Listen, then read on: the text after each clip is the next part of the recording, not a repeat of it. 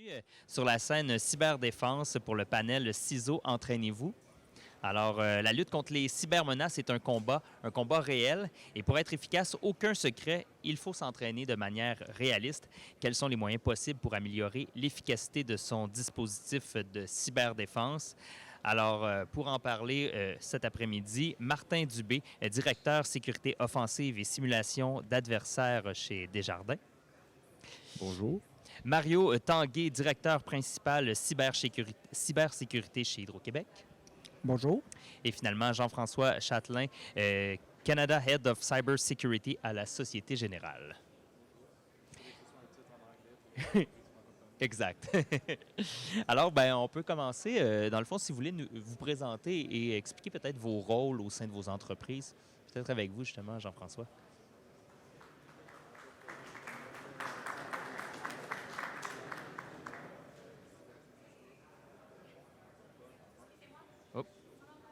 On l'entend pas, alors ce sera pas bien long. Et de mon côté, vous m'entendiez bien? 1, 2, 1, 2. So. Alors, attendez un petit peu. Est-ce qu'on peut... OK, ça s'en vient?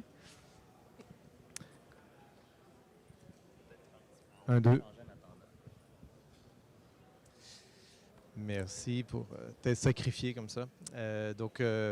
Jean-François Châtelain, je suis responsable du département de cybersécurité. Non, toujours pas. Non, oui, non, oui. Oh là là. À peine, ish. C'est le réseau ici, en fait. Ouais, good, excellent. Merci.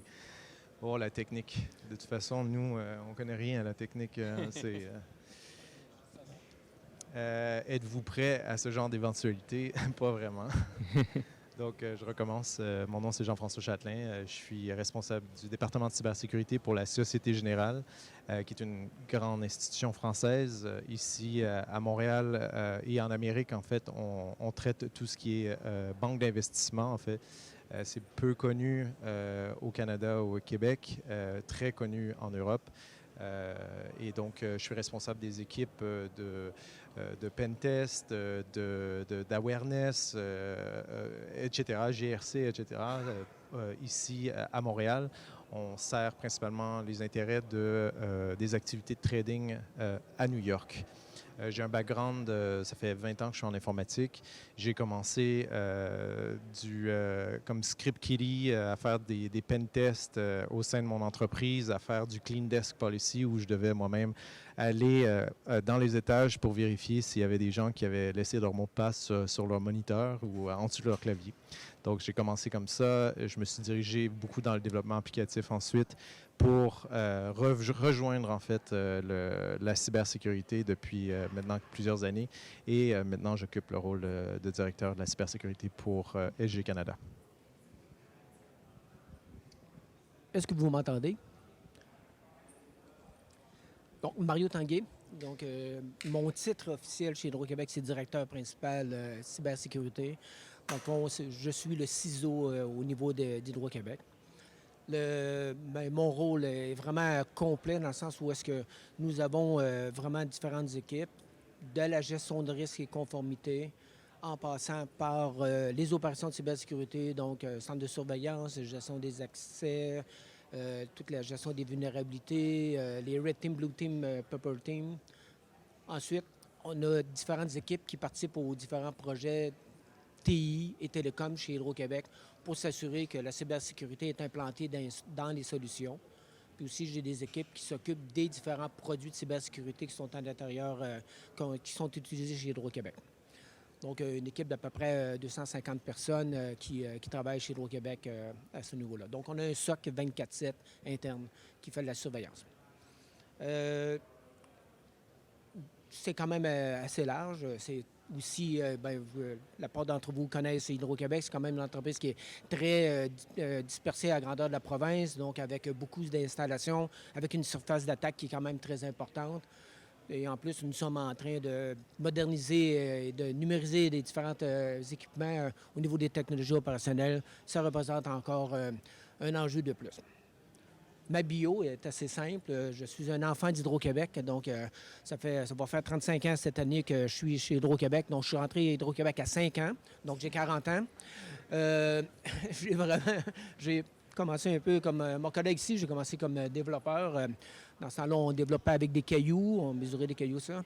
Puis, lentement, architecture, développement de systèmes, numérisation, puis pour en finir, ils m'ont assez fait confiance pour me nommer ciseaux.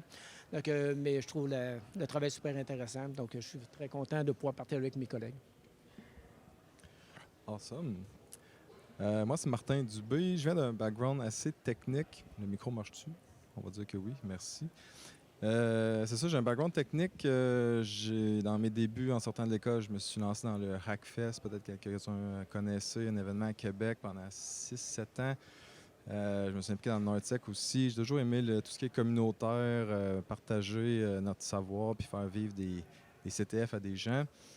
J'ai fait 10 ans de consultation. Puis aujourd'hui, ça fait pas longtemps, ça fait 4 ans que je suis chez Desjardins. J'ai été engagé pour construire une équipe de Red Team qui a justement l'objectif d'entraîner les équipes de défense. Donc, ça me fait vraiment plaisir d'être ici pour parler d'entraînement. Puis aujourd'hui, je suis à la tête d'une direction qui s'appelle Direction Sécurité Offensive et Simulation d'adversaires. Donc, à temps plein, notre rôle, c'est de challenger, tester, entraîner l'organisation pour être mieux prêt contre des cyberattaques. Dans le fond, on a 5 équipes, une équipe de pentest, une équipe de pentest opérationnel, une équipe de Red Team, une équipe de sécurité applicative, puis une équipe de modélisation de la menace. Puis c'est un privilège de travailler avec ces gens très techniques-là à tous les jours. Et là, la question va pouvoir sembler simple, mais pourquoi c'est important de s'entraîner? Puis qu'est-ce que concrètement vous faites? Vous venez de le dire, Martin, un peu. Il y a différentes équipes, mais qu'est-ce que concrètement vous faites pour vous entraîner? Plusieurs choses. Ça serait peut-être une opportunité de parler de Red Team, qui, à mon avis, est un gros sujet. Puis juste avant de parler de Red Team, je la positionnerais parce qu'il y a un certain abus de langage dans l'industrie présentement que j'aimerais comme aborder. C'est que souvent on mêle les rôles Pentest, Red Team, c'est la même chose, mais ce n'est pas exactement. Juste rapidement, dans le fond, quand on parle de pentest, tests d'intrusion, tout ce qui est même scan de vulnérabilité, que ce soit des tests d'intrusion sur la surface externe, interne, l'application mobile, Wi-Fi, peu importe la surface, ce qu'on essaie de faire, c'est réduire la surface d'attaque. Fait que c'est vraiment, on est dans un paradigme de prévention. Puis plus on réduit notre surface d'attaque, plus après on est capable de faire ce qu'on va appeler de la détection. Donc c'est ce qu'on n'est pas capable de prévenir, on va essayer de le détecter. Puis c'est là que la Red Team entre en ligne de compte. Le Red Teaming, c'est dans le fond une activité où ce qu'on cherche à tester l'efficacité de nos contrôles, mais également entraîner les équipes de défense. Donc on va faire des simulations où ce que les équipes vont devoir répondre. On va comme créer des mini-incidents de manière contrôlée pour leur créer une genre d'immersion. Puis ça va leur permettre de jouer leur playbook, leurs activités d'incident. Puis on va trouver peut-être des améliorations à l'intérieur. Fait que c'est le genre de choses qu'on fait vraiment à l'année, puis c'est fort intéressant. Mais ce serait quel genre de test que vous pourriez faire? Concrètement? Concrètement, OK, ouais. Oui. Ben, dans le fond, le classique, ce serait une simulation. Donc, on va essayer de hameçonner un utilisateur. On va le faire cliquer sur quelque chose. On va compromettre son ordinateur, avoir un accès à son poste. À partir de ça, on va essayer de persister pendant quelques semaines. Si on réussit, là, on va se promener sur le réseau, accéder de la donnée. Puis le end goal, qui est très tendance aujourd'hui avec les ransomware, c'est essayer de l'exfiltrer. Fait que, si on réussit à faire cette chaîne de compromission-là complète, ce qui est très difficile, on va se le dire aujourd'hui, avec les outils d'aujourd'hui, c'est rendu vraiment mieux qu'avant, à partir de ça, on va être capable c'est qu'on va se rencontrer à la fin de l'exercice, puis on va apprendre, on va faire un post-mortem d'incident, puis on va être capable d'apprendre de nos erreurs finalement. Est-ce que c'est la même chose, Mario, chez Hydro-Québec? C'est certain qu'on a exactement le même genre de type d'activité au niveau plus opérationnel. Qu'est-ce qu'on s'est aperçu chez Hydro-Québec? C'était vraiment que la partie opérationnelle, on augmentait en maturité depuis plusieurs années. On s'est aperçu que l'entraînement était pas juste au niveau opérationnel, il fallait vraiment le monter de plusieurs niveaux. Puis, vous savez, entraînez-vous, c'est super intéressant parce que c'est vraiment ça, c'est exercer le muscle. C'est que ça devienne naturel quand il arrive un incident.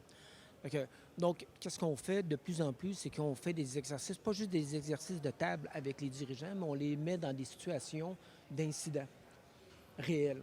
OK? Bien, réels, de simulation réelle d'incidents, pour être capable de prendre des décisions, puis être capable de prendre les bonnes décisions.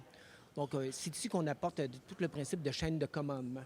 Parce que lorsqu'on est en crise, c'est souvent là que, si les gens sont mal exercés, que ça dégénère. Donc, il y a les calls qui se font partout, les décisions ne se prennent pas au bon niveau. Puis finalement, on passe beaucoup plus de temps à essayer de comprendre qu'est-ce qui se passe que de le régler vraiment le problème. Donc, on met beaucoup d'emphase, nous autres, chez Hydro-Québec, sur la formation, puis exercer le muscle des dirigeants.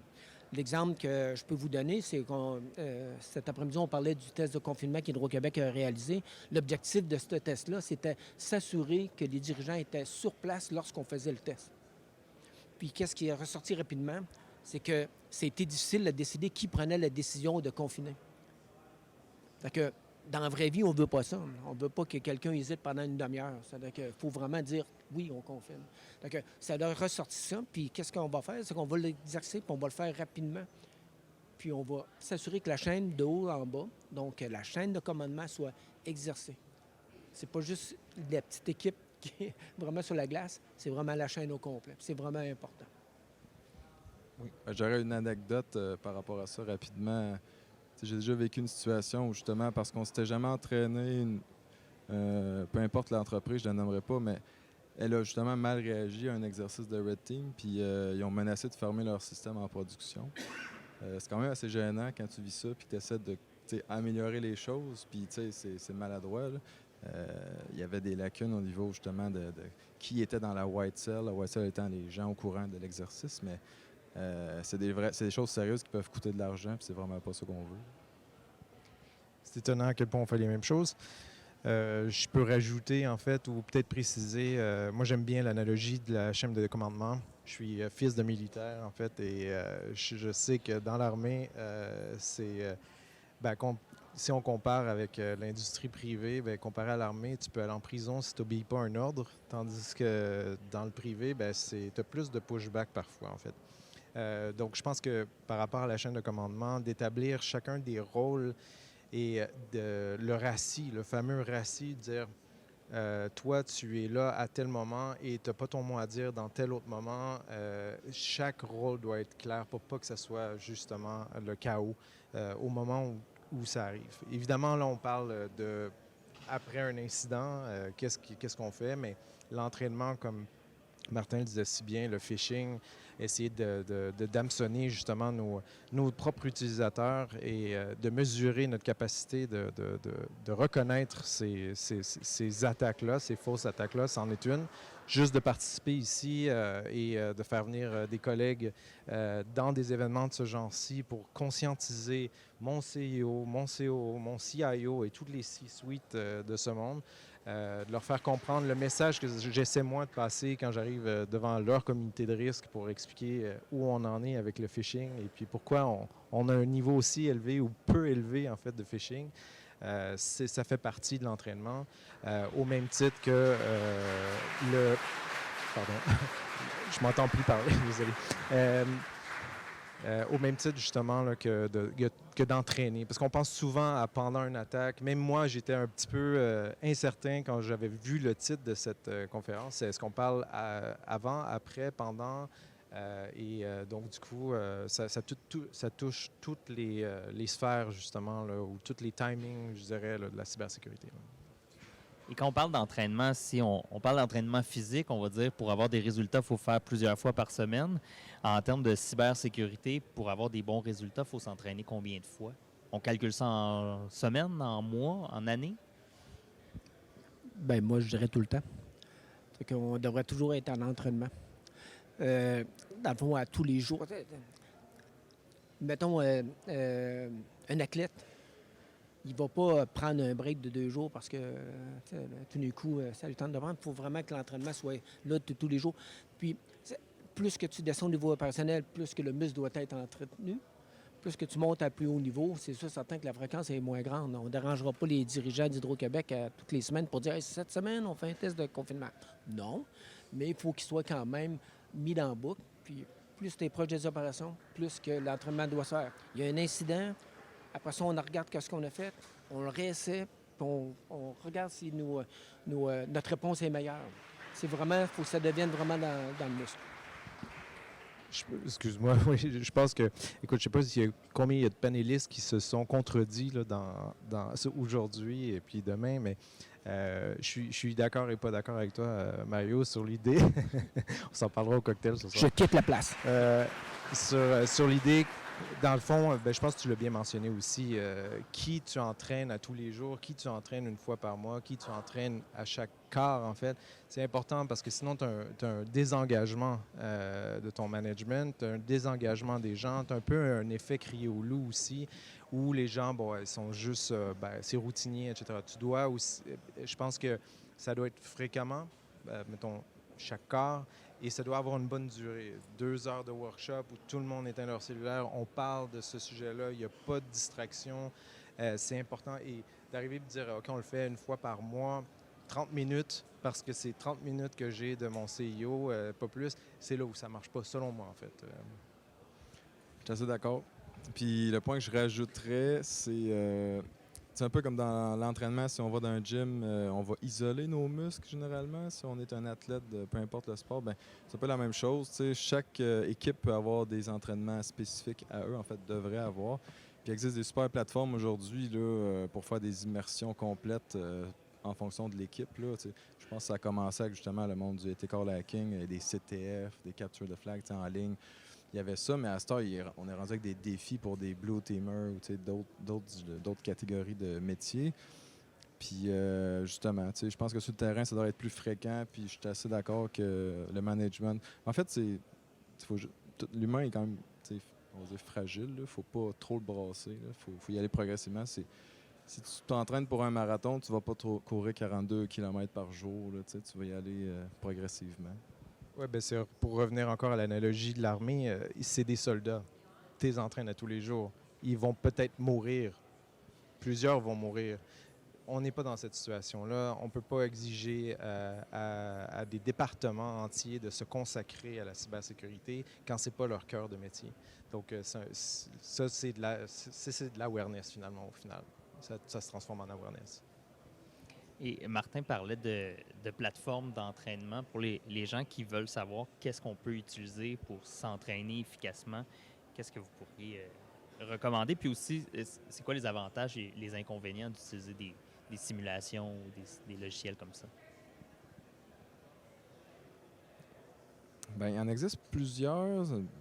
En fait, je peux peut-être en nommer les plus populaires. Là. Moi, je suis un gros fan de Hack the Box, là, qui est plateforme. On va rester dans la thématique européenne. Tiens, ça vient de l'Europe. Super plateforme. Ils ont des labs professionnels où justement, tu as un gros réseau d'entreprises complet avec des domain controllers puis tout ce qu'on retrouve en entreprise. Puis tu dois aller jusqu'au bout. Puis là, ils font un scénario où au bout, je sais pas, moi, c'est une voûte avec des secrets.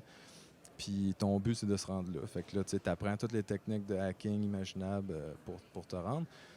Sinon, dans les labs plus immersifs de d'autres équipes, j'en connais plus ou moins. Je vais laisser mes collègues se plonger. Tiens. Je ne souhaiterais pas nécessairement faire de la promotion pour un outil en particulier. Je pense qu'on parle de CTF ou de plateforme où tu peux t'entraîner à hacker. Ça donne une meilleure compréhension de ce que c'est que la vie d'un hacker, ce que c'est que d'être sur le terrain, puis comment exploiter des vulnérabilités.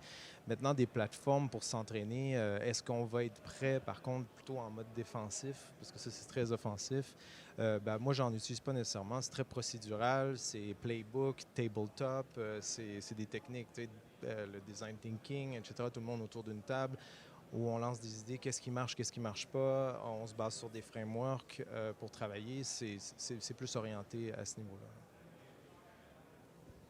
Moi, je suis très d'accord avec ce que tu viens de dire. Merci, j'apprécie. Tantôt, tu n'étais pas d'accord avec moi, par contre. Mais plus sérieusement, dans le fond, viser une plateforme, c'est seulement viser une partie, en effet. C'est beaucoup plus un ensemble d'outils qui permet d'atteindre les objectifs qu'on veut se donner. Puis c'est pas toujours des outils, c'est souvent d'autres moyens qui sont soit de la formation, des procédures, des choses de même. C'est-à-dire que faisons attention. Je pense que je suis d'accord. Il y en a fait des produits commerciaux qui sont capables de nous aider, mais ils ont l'ensemble d'outils à la place.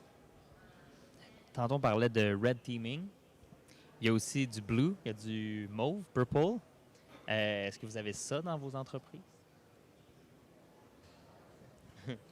On est les meilleurs. Techniquement, oui. Ben, les Blues, généralement, ça va être l'équipe de défense, la couleur qu'on leur accorde. Les Reds, ça va être ceux qui font de l'attaque. Ça vient de l'armée, autour du militaire, ou l'équipe qu'on utilisait pour entraîner notre force, ben, c'était justement, on l'appelait la Red Team. Le Purple, ben, c'est le mélange des deux. C'est fort intéressant, un sujet qui me passionne particulièrement. Là. Dans le fond, c'est quand on va utiliser justement le mindset offensif et le mindset défensif pour travailler ensemble, pour bâtir une meilleure détection, une meilleure posture de sécurité au sens large. Puis une des caractéristiques majeures de cette fusion-là, en passant, c'est plus le nom d'une activité, le Purple Team, que le nom d'une équipe. Mais ça augmente énormément la vélocité, puis on est capable de bâtir, de trouver plein d'angles morts qu'on n'aurait pas pensé, versus un exercice de Red Team qui prend plusieurs mois à préparer. On trouve moins d'observations généralement. Je suis encore d'accord avec mon collègue, mais ça va très bien, mon affaire. Mais chez nous, on a vraiment pris le modèle plus une stratégie Purple. C'est que donc chaque équipe est responsable de sa partie. On arrive donc avec une idée beaucoup plus transverse, une activité plus qu'une équipe. À la place de le dédier à une personne ou à une équipe, ça devient une responsabilité de chacune de ces équipes-là. On pense qu'on va atteindre beaucoup plus nos objectifs en faisant ce genre d'action-là. Oui, par le passé, on séparait complètement les équipes. C'était soit tu étais à l'attaque, soit tu es à la défense. Et puis, ils ne se parlaient même pas, ces équipes-là. Ben, bravo la collaboration, puis bravo l'apprentissage.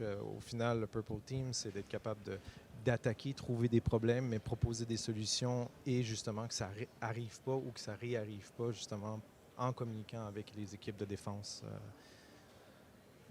Là, je pose des questions. Vous me dites si c'est des questions qui sont trop dures, mais est-ce qu'on peut être certain qu'on travaille sur les bonnes priorités? Comment on fait pour être certain qu'on travaille à la bonne place? Là? La question à 1000 pièces. Phew, c'était une bonne, donc. La priorisation, c'est particulièrement difficile à répondre. Tu n'utilises pas le AI, toi? C'est l'AI, c'est ça la solution. On demande aux fournisseurs. Non, mais c'est vrai, en fait, c'est une très, très bonne question. Je ne savais pas que tu allais la poser. Est-ce qu'on travaille sur les bonnes priorités? Je pense qu'il faut rester modeste. Il faut se regarder régulièrement pour s'assurer qu'on fait la bonne chose. Ça m'est arrivé, effectivement, dans le passé, puis encore aujourd'hui, de se regarder puis se dire pourquoi je fais ça? Est-ce que ça réduit vraiment le risque dans mon entreprise? Est-ce que ça a vraiment de la valeur ajoutée? Est-ce que je devrais travailler sur autre chose? Et oui, ça arrive. Puis ça, c'est le Inspect and Adapt qu'on utilise dans le développement applicatif. C'est vraiment toujours se regarder. Notre méthode pour savoir quelles sont nos priorités, c'est vraiment de calculer. On a des façons de calculer le risque, des budgets alloués. Et donc, là, à ce moment-là, c'est là où on va prioriser les choses et déprioriser d'autres. Pour répondre à ta question, franchement, est-ce qu'on travaille toujours sur les bonnes priorités? Je pense pas, complètement. Mais effectivement, notre travail, c'est justement de s'assurer qu'on évalue bien les risques puis on priorise. On travaille constamment de cette façon-là, que ce soit en niveau de gouvernance ou en gestion des vulnérabilités. Tout est une question de priorisation. Et puis, c'est ce qu'on travaille à faire au mieux. Je peux juste... j'ai réfléchi à cette question-là depuis trop longtemps. Fait que je vais juste donner des ingrédients, des morceaux de réflexion. Parce qu'en effet, la priorisation, c'est vraiment important. Si tu ne mets pas tes pions aux bonnes places, ça se peut que l'attaquant il rentre par un autre chemin que tu n'as pas prévu. Grossièrement, un des premiers ingrédients super importants, c'est une équipe en français, ça serait Recherche en cybermenaces, CTI. Donc, une équipe qui est dédiée à ça, qui check l'actualité, qui regarde ce qui se passe dans l'industrie. C'est un ingrédient super important. Ensuite, faire nous-mêmes la revue de l'actualité. Donc, les derniers super tools élites de Red Team pour évader des EDR. faut les regarder. Ça ne veut pas dire que c'est la top priorité de demain, par contre, mais il faut au moins savoir que ça existe. Troisième ingrédient, connaître sa posture de sécurité, c'est game changer parce que c'est beau regarder ce qui se passe in the wild, mais il faut aussi que tu connaisses ta propre posture, tes propres angles morts, c'est un ingrédient majeur. Puis ça, souvent, c'est sous-estimé. Puis l'autre truc, c'est des secteurs sensibles aux nôtres.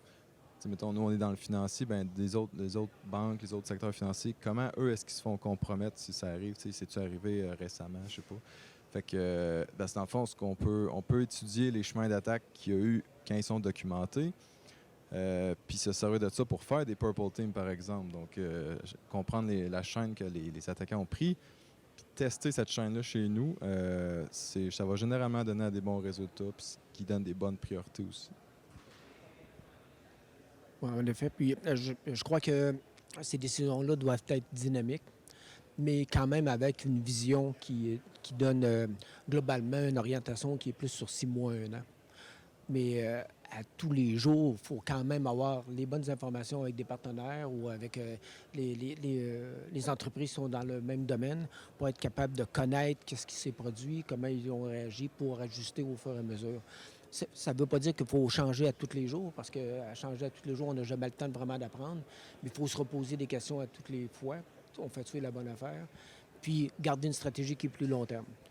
Puis je suis d'accord avec toi, ça se peut qu'on se trompe. On a le droit à l'erreur aussi, là, parce qu'on apprend aussi avec l'erreur. Mais on aimerait pas en faire trop souvent quand même. Là. Puis comme Martin disait, c'est parce que ça change aussi rapidement. Il y a un peu des feux parfois. Il y a un feu là-dessus. OK, il y a un autre feu là. Parfois, c'est comme ça. Donc, on doit changer. Il faut être capable. Il faut avoir cette flexibilité-là. Donc, les priorités changent selon ce qui se passe, évidemment, dans l'entreprise. Dans le cas d'une attaque, est-ce qu'on continue de s'entraîner? Et après, qu'est-ce qui est important de faire après l'attaque? Je dirais, principalement, c'est ça, certain, lorsqu'il y a une attaque, on revient avec la chaîne de commandement, puis chaque personne doit focusser sur qu'est-ce qu'ils ont à faire. L'exemple que je peux prendre, c'est par exemple le golf. OK? Sûrement plusieurs d'entre vous qui jouent au golf. C'est pas en jouant au golf que tu vas apprendre à jouer au golf. C'est certain, c'est en pratiquant vraiment souvent pour arriver à atteindre le niveau que tu vises. Donc, mais lorsque tu joues au golf, tu joues ta game comme tu es supposé de la jouer, comme tu l'as appris. Donc, lors d'un incident, c'est sûr, certain qu'il faut éviter comment je peux dire ça, de tester des choses, de voir on est-tu bon, on est-tu capable d'aller plus loin. Si faisons le travail tel qu'on l'a prévu, avec tous les scripts qu'on a déjà déterminés pour que le monde joue son rôle dans les étapes prévues pour remettre en service le système à la fin de la journée, puis que l'entreprise soit protégée. Parle-moi de l'importance, dans le fond, du post-mortem aussi. Puis le post-mortem, il se fait aussi à plusieurs niveaux. Comme je disais tantôt, mettons qu'il y a un incident qui n'est pas nécessairement majeur, mais qui permet de voir qu'on s'est retrouvé à ne pas avoir une réponse qui était vraiment efficace. On peut faire un post-mortem avec les équipes qui étaient vraiment au plus bas niveau. Mais globalement, dépendamment de l'envergure de cet incident-là, les post-mortems sont nécessaires. Parce que c'est l'apprentissage. Puis l'apprentissage que ça fait, c'est que tu reviens au début, puis tu améliores ton entraînement, puis tu améliores ta réaction. Là. C'est vraiment ça. Puis il faut être humble là, dans ce post-mortem-là en disant « je me suis trompé. Notre équipe, on n'a pas fait la bonne chose. » Puis pas tomber en mode défense. Oui, mais tu sais, on n'avait pas l'argent, ouais, on n'avait pas le monde. Non, qu'est-ce qu'on peut faire pour s'améliorer? Parce qu'on... dans notre domaine, je pense que ça va quand même assez bien. On a beaucoup d'écoute, donc on a facilité, donc on a la chance de pouvoir dire hey, on s'est trompé, donnez-nous un petit peu plus de main ou ajustons telle partie pour être capable d'aller plus loin. C'est tout le monde qui va être gagnant, je crois. Parce que c'est parfois dans les échecs qu'on apprend le plus aussi. Est-ce qu'on peut, Jean-François, vraiment être prêt à une cyberattaque? En fait, on s'entraîne. Pensons par exemple à un athlète. Est-ce qu'il va gagner la médaille d'or nécessairement? Il y a des bonnes chances que non. Il y a beaucoup de compétitions, mais on s'est préparé, on a un playbook, on a distribué les rôles, on a évalué différents scénarios,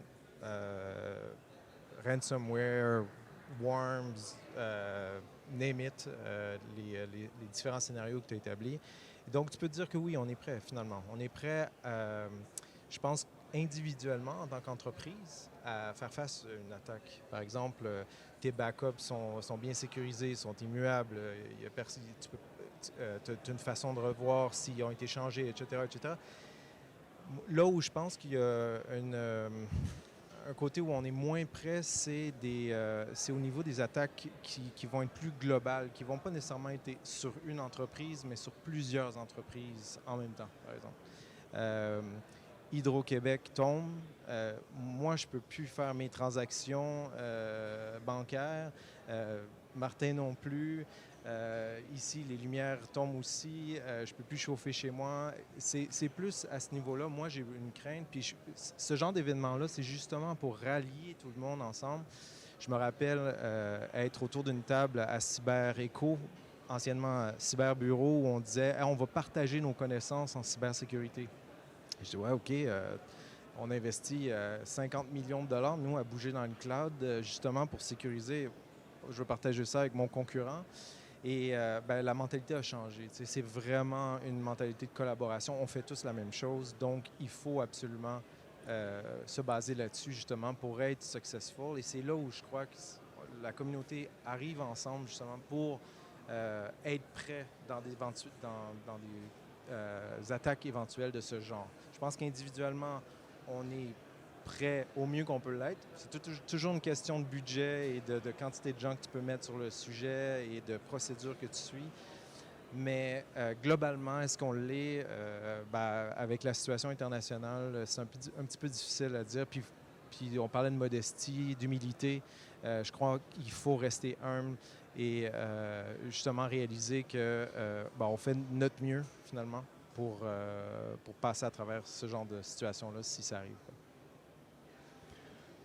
J'enchérirais juste avec une famous quote des Navy SEAL qui dit on ne s'élève pas au niveau de notre ambition, on échoue au niveau de notre entraînement.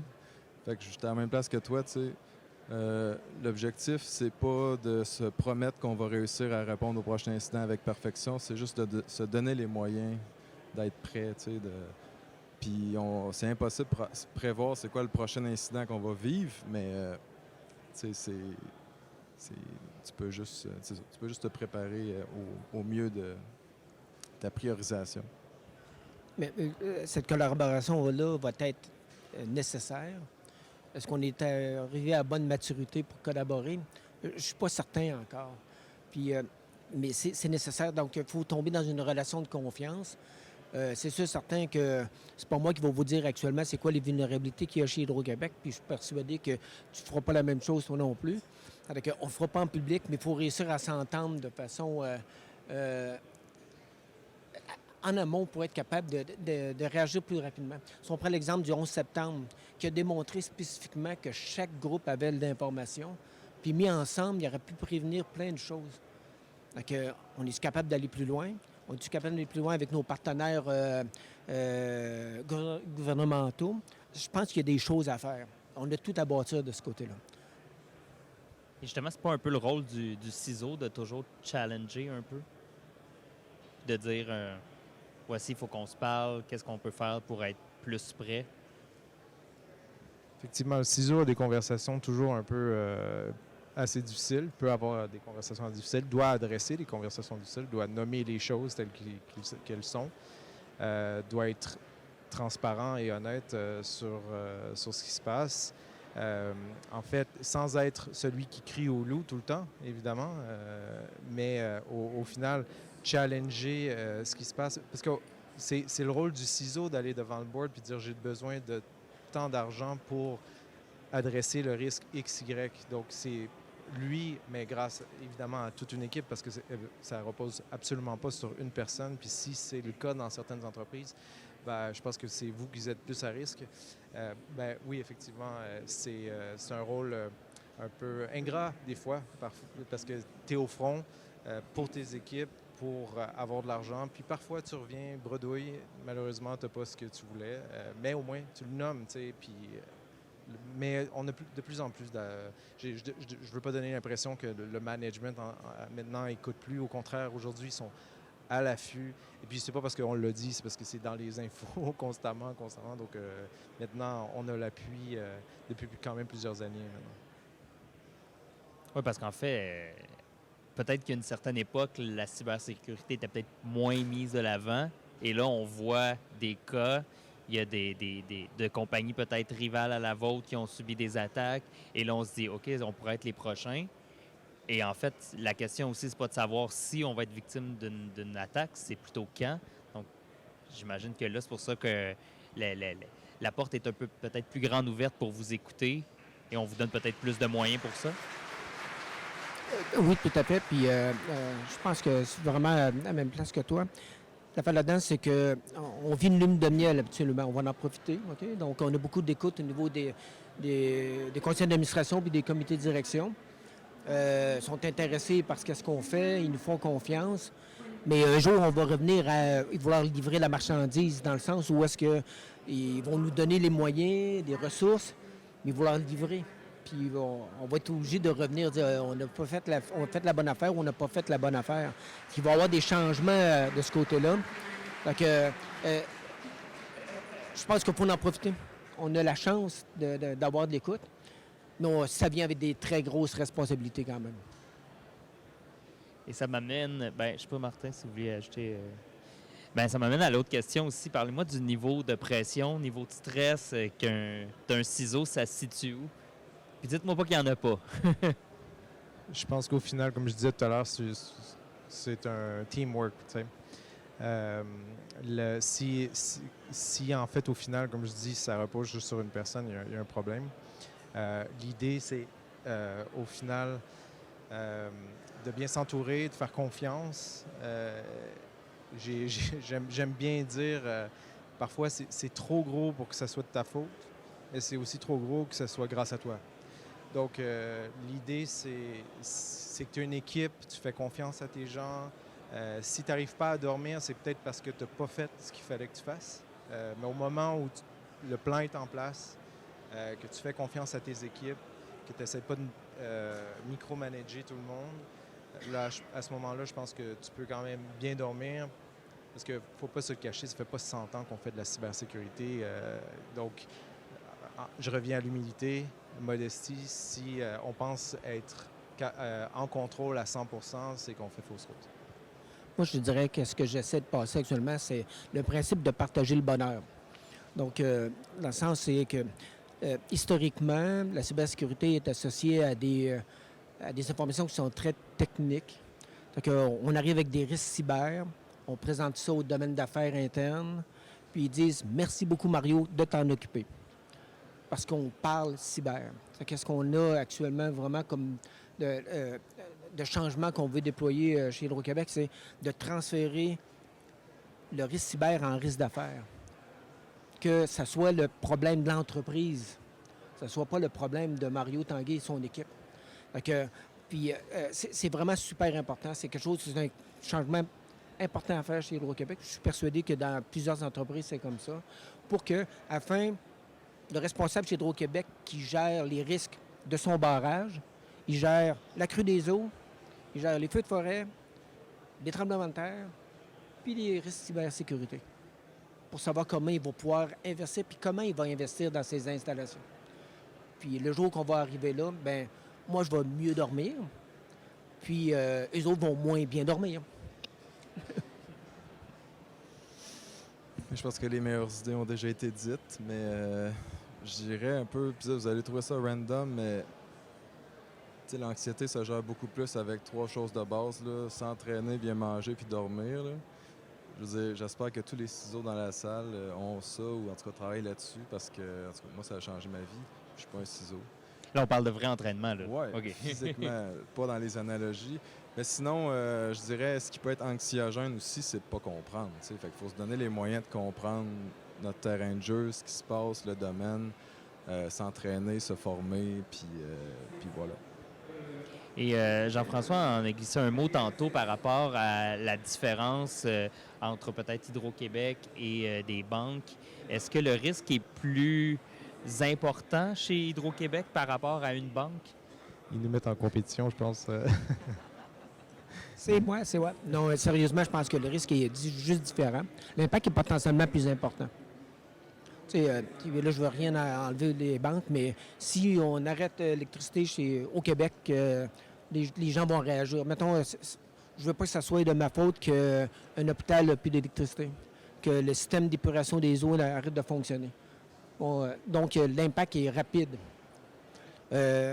Pour le milieu financier, bien, je vais laisser mes collègues de répondre, mais je pense qu'on n'est pas à la même place au niveau de l'impact en termes de durée. Je suis tout à fait d'accord. C'est un peu comme ça que je m'étais préparé à répondre à la question. On est toujours dans la calcul impact versus ou probabilité versus impact, finalement. Puis je pense que c'est là où ça varie peut-être un peu, l'impact, mais au niveau de la probabilité, c'est très similaire, finalement. Si ces systèmes ne sont pas sécurisés, qui sont sur Windows ou Linux, j'utilise aussi du Windows et du Linux, les risques sont similaires. Maintenant, l'impact... je ne veux pas parler pour Hydro-Québec, mais j'imagine une explosion de système électrique ou je ne sais pas, c'est beaucoup plus évident que peut être capable de payer par Interac. On l'a vécu il y a quelques mois de ça, voire un an. Mais au final, si j'ai plus d'électricité, je ne peux plus payer. Si je ne peux plus payer, je ne peux plus payer lui non plus. Ça démontre juste à quel point on est complètement liés dans notre système aujourd'hui. Ça nous rend forts mais vulnérables en même temps, finalement. Et moi, j'aurais une question que tu n'es pas obligé de répondre. T'sais. Si Hydro-Québec tombe, est-ce qu'on peut acheter notre électricité ailleurs?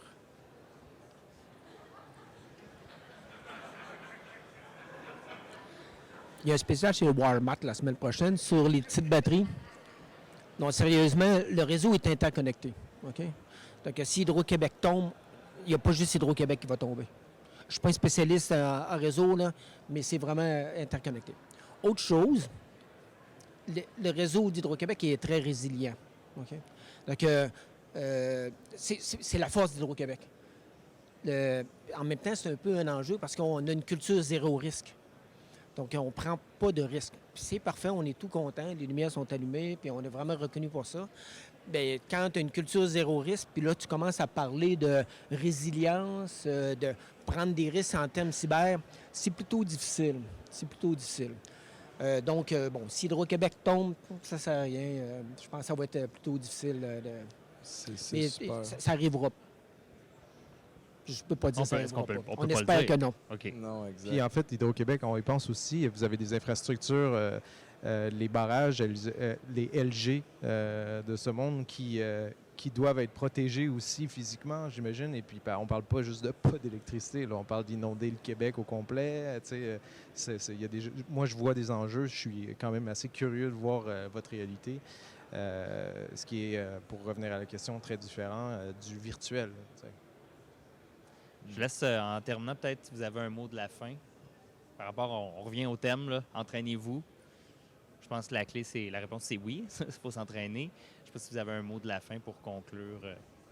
En fait, je crois qu'il faut rester passionné de ce qu'on fait, pas prendre les choses pour acquises, parce que sinon, tu deviens moins aware, je veux dire.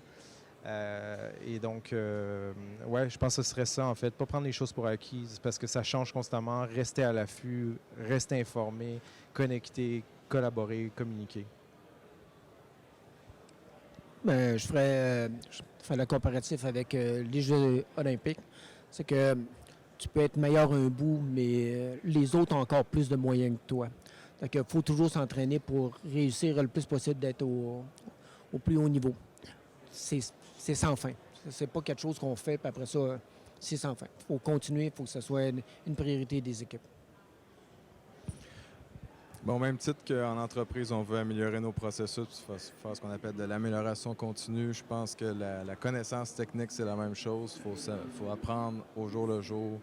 Le domaine évolue super vite. Là, on parle de blockchain, puis de NFT, puis de trucs un peu nouveaux. Puis ça va être encore nouveau dans 5 ans. Fait qu'il faut absolument rester à l'affût. Puis pour moi, c'est de l'amélioration continue. Faut s'entraîner forever. Bien, merci beaucoup, messieurs, pour cette discussion. Moi, j'ai trouvé ça extrêmement intéressant. Je ne sais pas pour vous si vous avez été aussi intéressés que nous. Je demanderais, s'il vous plaît, d'applaudir plus fort que les autres groupes nos 3 panélistes qui ont été souvent interrompus par les applaudissements. Bien, merci énormément. Dans 15 minutes, il y a une autre conférence. C'est un autre panel, en fait, la réponse à un incident en milieu industriel, le challenge et bonnes pratiques. Alors, je vous invite à rester des nôtres pour cette prochaine conférence. Merci beaucoup. Merci.